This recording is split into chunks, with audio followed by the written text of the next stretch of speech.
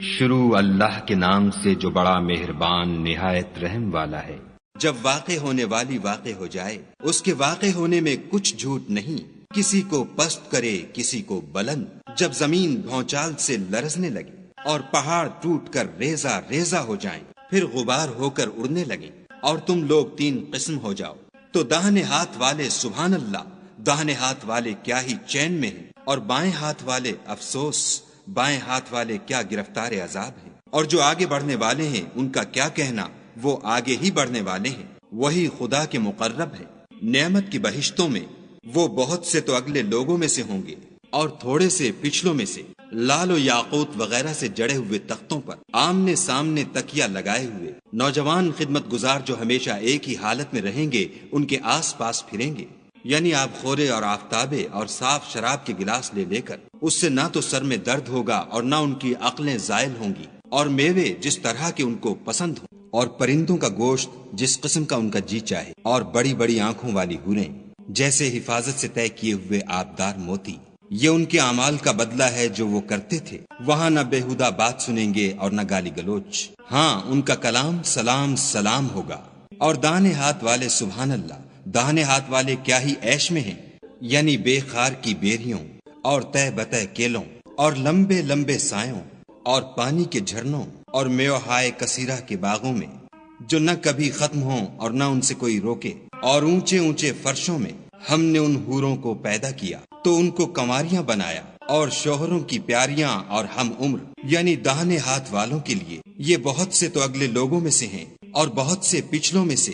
اور بائیں ہاتھ والے افسوس، بائیں ہاتھ والے کیا ہی عذاب میں ہیں، یعنی دوزخ کی لپٹ اور کھولتے ہوئے پانی میں اور سیاہ دھوئیں کے سائے میں، جو نہ ٹھنڈا ہے نہ خوشنما۔ یہ لوگ اس سے پہلے عیش نعیم میں پڑے ہوئے تھے اور گناہ عظیم پر اڑے ہوئے تھے، اور کہا کرتے تھے کہ بھلا جب ہم مر گئے اور مٹی ہو گئے اور ہڈیاں ہی ہڈیاں رہ گئے تو کیا ہمیں پھر اٹھنا ہوگا؟ اور کیا ہمارے باپ دادا کو بھی؟ کہہ دو کہ بے شک پہلے اور پچھلے سب ایک روز مقرر کے وقت جمع کیے جائیں گے۔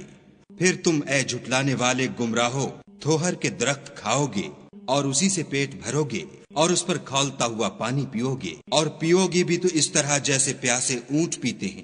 جزا کے دن یہ ان کی ضیافت ہوگی۔ ہم نے تم کو پہلی بار بھی تو پیدا کیا ہے، تو تم دوبارہ اٹھنے کو کیوں سچ نہیں سمجھتے؟ دیکھو تو کہ جس نطفے کو تم عورتوں کے رحم میں ڈالتے ہو، کیا تم اس سے انسان کو بناتے ہو یا ہم بناتے ہیں؟ ہم نے تم میں مرنا ٹھہرا دیا ہے، اور ہم اس بات سے عاجز نہیں کہ تمہاری طرح کے اور لوگ تمہاری جگہ لے آئیں اور تم کو ایسے جہان میں جس کو تم نہیں جانتے پیدا کر دیں۔ اور تم نے پہلی پیدائش تو جان ہی لی ہے، پھر تم سوچتے کیوں نہیں؟ بھلا دیکھو تو کہ جو کچھ تم بوتے ہو تو کیا تم اسے اگاتے ہو یا ہم اگاتے ہیں؟ اگر ہم چاہیں تو اسے چورا چورا کر دیں اور تم باتیں بناتے رہ جاؤ کہ ہائے ہم تو مفت تاوان میں پھنس گئے، بلکہ ہم ہیں ہی بے نصیب۔ بھلا دیکھو تو کہ جو پانی تم پیتے ہو کیا تم نے اس کو بادل سے نازل کیا ہے یا ہم نازل کرتے ہیں؟